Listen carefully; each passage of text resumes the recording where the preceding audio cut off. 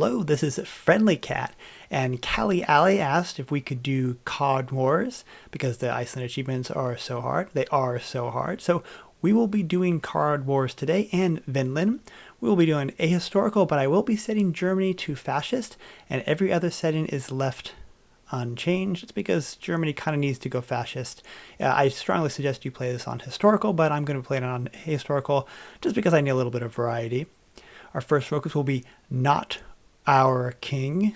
I highly recommend that you also watch the HOI4 fundamentals if you're not familiar with many of the research designs or the strategies such as Lend-Lease and naval invasions, and particularly the Mapuche research guide. We're going to be running 3 slots, very research lean, so if you're not familiar with it, or at least practice yourself. On to anti-capitalist propaganda. With the first 150, let's take army drill. We will be needing some army XP. Moving right along, we're going to pick up the sympathizer, the Brown Party sympathizer there, and moving to prepare for the revolution. We want to continue on, but we're kind of locked out. We don't have enough fascist support, so we will be holding the focus. That means do not take a focus, just sit on it about 20 days or so till you have more than 20% of that Brown Party support, and then it should be around August 17th, 1936, and then you want to take that focus next. On to break with the crown. We need to be under 50% stability, so hopefully you haven't taken improved worker conditions, not yet anyway. And you're going to get a random event. You're either going to get this event, Denmark advance Icelandic independence, or they will go to war with you. If they go to war with you, just restart. I don't think it's worth the nonsense to play it out. But we want them to declare independence, so we will move on to state cooperation. And then on to international trade. Now that we are fascist, let's go ahead and take 2 nice little advisors. So we want the one that gives us plus, I think it's 20% non-core manpower. We also want to start building up 1 battalion, 2 with cavalry divisions. That's all we've got the manpower for. We don't have a lot of factories, but we'll make it work. We are also going to be joining the Axis. During this run, I was able to, world tension was high enough that I was able to join in May, but if not, we'll join soon enough. On historical, I think you need to wait until international trade completes, maybe. And then we're going to justify on the Dutch East Indies and Java. We really want Java. This whole strategy revolves around Java. On to organize the gray shirts while we wait for our justification to tick. Then on to the Viking spirit. After that, I'm going to take the left side. I think left side, that's much, much better, I think. And with the Viking spirit, we've got a bunch of cool little decisions. So just click them. I click this research one first. After that, I don't think it matters all that much, but just click through eventually. And just before we declare, we'll click the Czechant guaranteed. So we will declare we're on the Netherlands, and we need to call our allies. And you notice we have covered all the lines. Notice where our divisions are. We are not letting any empty spots next to Germany, even if we've got a cavalry unit on the north by Emden. That way, when we call in the allies, Germany will join. I'm really taking my time. This is the most important part of the run. Netherlands does not have enough troops to guard the border, so we can just walk on through. And it's going to look something like this. On this ahistorical run, we were able to walk on through pretty easily and take the cap and get the pretty much full everything in the peace conference. Java is the most important part, and the southern part of Netherlands. If on your run, you do not have enough war score to take all that stuff, just make sure you got Java in the southern part of Netherlands. If you're playing with historical, you pretty much just want to run with Germany. You can justify in China for Lend-Lease, and then join World War II in 1940 when Germany prepares to attack Belgium. You can read the list, cap Belgium, cap France, build sub-3s, and then invade the UK before the US joins and take Newfoundland and easy peasy. But on ahistorical, we're going to justify on a communist Italy instead of China. I want the Italian fleet eventually to help us with our invasion of the UK. When we go to war, do not call our allies. Playing ahistorical, in general, you want to watch who and which wars you join, but in particularly ahistorical, watch what you're joining. So Italy, yeah, is not that tough. We should just hang out, chill out. Oh my, what are they doing? They did a naval invasion. That's pretty bogus. That's pretty amazing. They didn't have enough troops to actually push us out because Germany's not in the faction. They're not helping us. Or not, excuse me, they're in the faction, but they're not in the war. So we were able to walk on through. Whew, disaster averted. And then the AI left Rotterdam. Oh, yeah, you had me so fooled. You were doing so great, but walking out of the port does not help. So we just take Rotterdam. And then they landed a bunch of troops. I really want to knock them out. I guess that's the end after all. Well, good job, Italy. You earned this. Well, we're going to have to call Germany. No, we don't need to call Germany. And instead of attacking into the plain siles, they decided to attack across the port. So much potential. And so I'm able to hold off. And eventually we're going to update our units. This is the infantry divisions we've been using so far, mainly for lend-lease purposes. But now that we've got a little bit of army XP and superior firepower, and eventually we will push Italy off.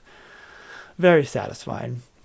And we're doing very, very well. On historical, you wouldn't have to be worried about that too much. Now, France went fascist, joined the Axis, and then got into a communist civil war. So let's hurry on down there and help them with the civil war, mainly to make sure they don't capitulate, but also to take some of the fleet from the communist French in the peace conference, because we're going to end up with a little bit of war score. That's convenient. This is what our divisions look like as we're getting to assault. 27 width, 9 battalion inf, 3 art. Eventually I'll add some engineers. We don't have a lot of research, so we can't make things like field hospitals. At least I can't. All right, and then Switzerland, as you can probably tell, is expanding. So they end up going to war with Italy when Italy, I think, refused some of the land. I'm having a hard time. But eventually we do push through. Italy is, attacked across the front, and they lost some troops in that naval invasion. And once we take Venezia or Venice, I'm feeling very nice. And here we are just rolling right along, sprinting through. I'm very proud of our troops. I feel like this is going to be a very good run.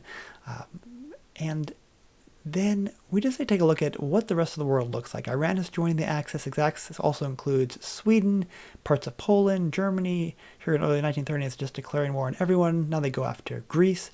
And Italy is actually in a faction with Ethiopia. Ethiopia took the faction, I think, African Union. So we have to, we don't have to, we're going to naval invade Portugal, which is also part of the Ethiopian faction, if you're following on this. So Ethiopia is the faction leader. And then, isn't this pretty? I like these kind of naval invasions. Very pretty.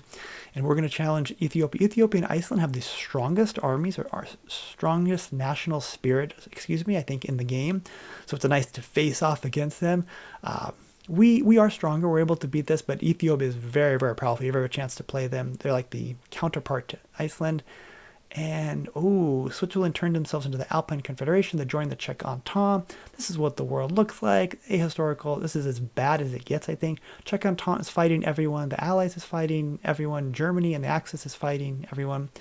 Pro tip, don't cap a country when there's democracies involved. Just bring them right up to the edge, and then later on when the democracies are done, then you cap them and take them to the peace conference.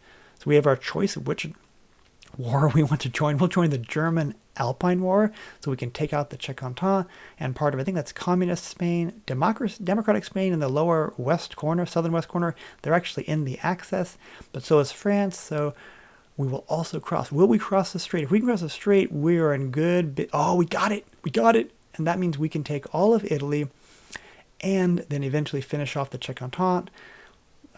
We're also going to replace our infantry with Marines for our most assault troops for just a little bit more attack. We'll do it battalion by battalion. We've got a medium tank in there, and we'll eventually give them pioneers instead of engineers. Here we are. That's busted. Yeah, so pro tip, don't bring them right up to capitulation. Give them like a 90%. So Ethiopia collapsed, and then that's why we lost part of, northern Italy. If we had played a little smarter, then we would just be able to take care of them when the Czech Entente had eventually gone to peace conference. But this is what we're looking at. We need to take Czechoslovakia, Romania, and Switzerland, Alpine Confederation. And they've been at war with the Axis for a while, and they've been at war with the Allies, believe it or not. So they're just having a tough time, and we can just kind of run through Romania. I'm feeling more and more confident. We've got this taken care of, no problem. Poor Czechoslovakia, surrounded by all sides. Poland went into a civil war, by the way, so parts of Poland is on the Axis, and then parts of Poland is part of the Allies. And there we go. That's the last of Switzerland. We actually got a fair amount of war score. I'm pretty happy with this. The most important part is that Italian fleet, which we already picked up, and part of the French fleet. So, good job. I'm feeling okay. And because we're with the Axis or the fascists, they end up taking states instead of like freeing and releasing states. So we will then join their war with the Allies. Look at the AI go. Good job, AI. I mean, it's in early 1940 and you're defending your ports, defending the land, but you're not going to be able to stop Marines. These are Marines with tanks and pioneers.